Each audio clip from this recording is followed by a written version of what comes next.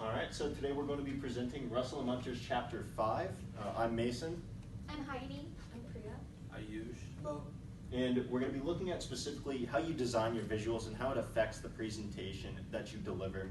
And more importantly, what it affects. And so how they perceive that information and how they process it as well is very important when you design your visuals.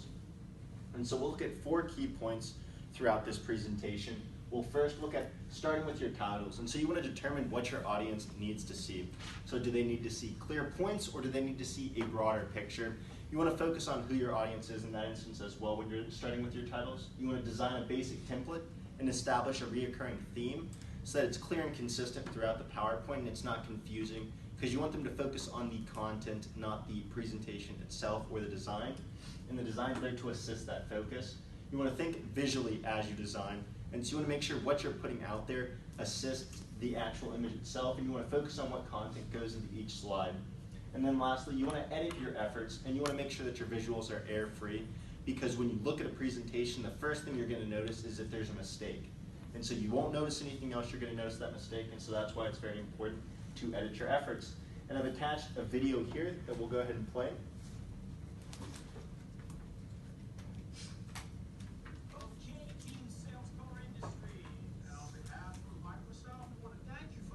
Help you brush up on your PowerPoint skills.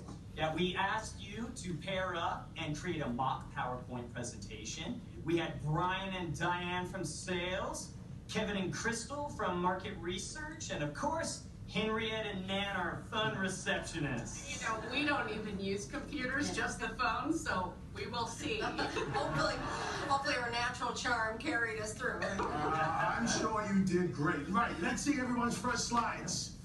Oh, wow, great use of bullet points. Well, what can I say? We make a great team. Did we tell you that we're dating? A couple times, yes. How about you two? Okay, a nice border there. Market research bringing our A game. Whoop, whoop. Whoop, whoop is right. And Henriette and Nan? Okay,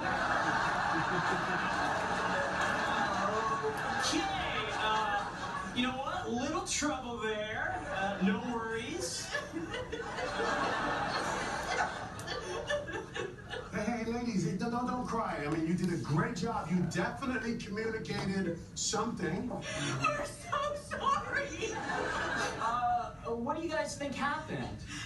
I didn't even know where to start. You know, I mean, this is not my world. That's okay, ladies. That's okay. It's just practice, okay? We just... And so you'll see throughout that you saw 3 different styles of presentation. One just had words, another had a picture to go along and emphasize those words, and that's where the design comes into play. And then you see what happens when your design isn't that great, and it really conflicts with how you understand the material. And so we'll look at starting with your titles, and it's very important that your titles deliver a clear and cohesive message. And so you want to identify what your audience needs to see with the titles. And to do that, you can reinforce the structure of what it's around. You can emphasize your main message by limiting the amount of different titles. So by ensuring that you have a few clear points, they're not convoluting that information with all the other points. You can draw attention to supporting points, and you can do this, as you see here, by having extra visuals such as subpoints. And so when you have key information, you might want to make that a subpoint. And you can help structure it by allowing it to help you respond to important questions. And you can do this by creating an appendix where you store that important information. And so in the case that people have questions, you have an appendix to reference as well. And so you also want to create titles that clarify your message and specify your points. And so to do that, you want to make sure that they're able to stand alone and present the message without you being there. And so with that, I'm going to hand it off to Priya. Thank you, Mason. So I'm going to talk about the next point, which is designing the template. The 2 main points you want to keep in focus are the colors and the typography. You want to have a basic color scheme, something simple, relevant, and professional. For example, Starbucks went for something green, but stayed in the theme but played around with the different shades. Limit yourself to one dramatic color. Next, you want to try complementary colors, bold opposites like blue and purple, orange, and yellow, because they provide a high degree of contrast and visual interest. But again, it is important to make sure you limit yourself to one dramatic color. You want to keep in mind what medium you're using. For example, with a presentation like this, going with darker colors is okay, but if you're giving out a handout or a pitch book, you want to use lighter colors for better visibility. Finally, you want to test slide colors on a bigger screen because sometimes the intensity of certain colors looks washed out on bigger screens or projections, making it difficult to read or be interested in. Especially pale colors and light colors look white on a big screen. Next, we're going to look at typography decisions. Always limit yourself to 2 fonts, 1 font for various sizes like the title, subtitle, and the labels, 1 font for the main body. Keep in mind to choose fonts from the same family, like Times and Times New Roman. Using tools like bold and italics also brings attention in a simple but effective way. Another point you want to keep in mind is to use spacing to enhance a clean and put together template. At the end of the day, you can achieve a good template by using a simple color palette and a good choice of typography before you get started with your visuals. Now I'm going to pass it on to Heidi to talk about visuals in depth. Thank you, Priya. Okay, so the third point that we found important is to think visually as you design. First, data-driven charts will help to consolidate numbers and present data in a way that is appealing for your audience.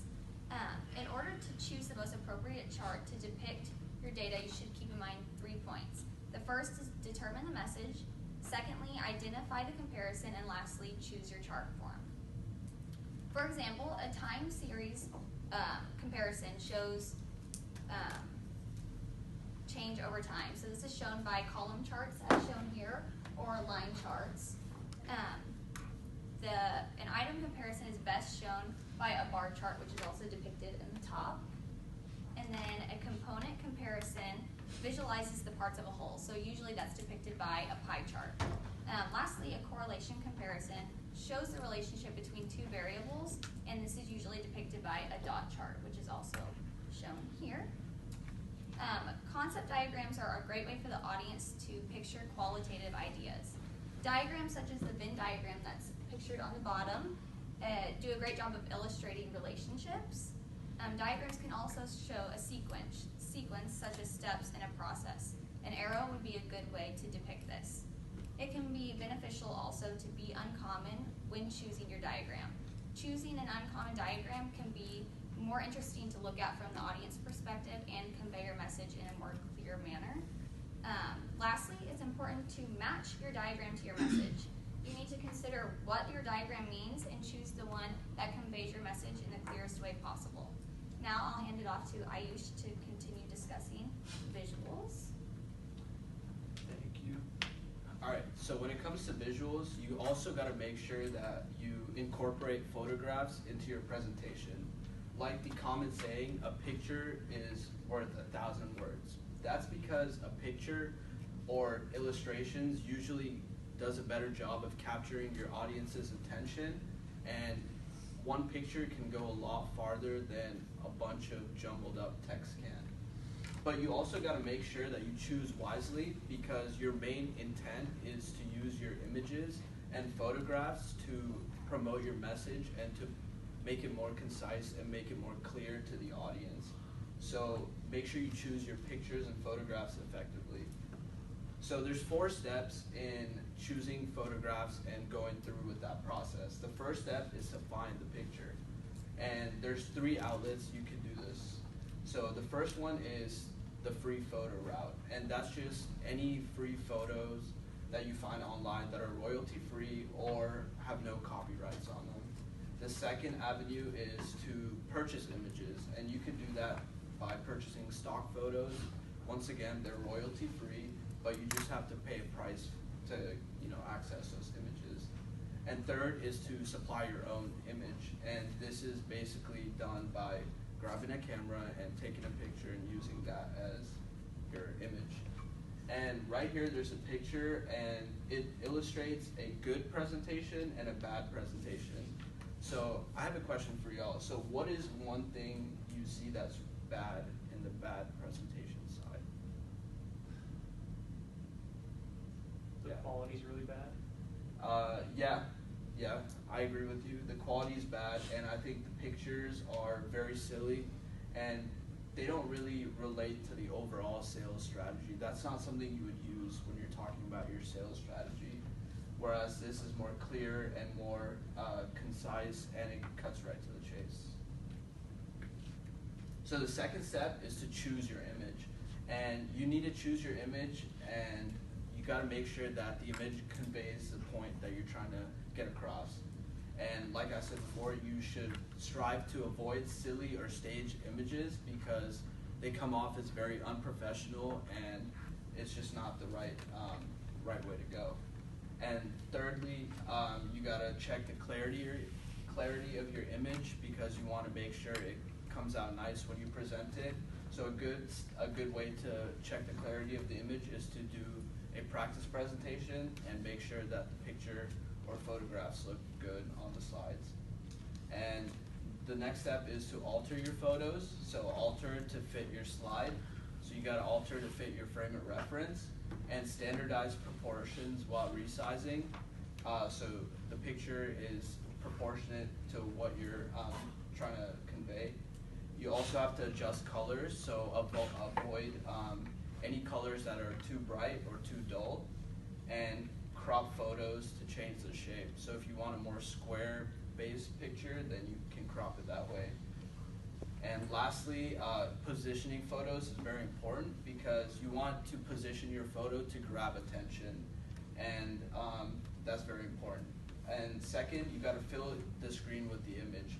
Like, filling a slide or a screen with an image is very helpful and powerful because it takes the audience attention to the image. And you can create balance in your slides or your presentation by grouping relevant pictures together to tell a bigger story.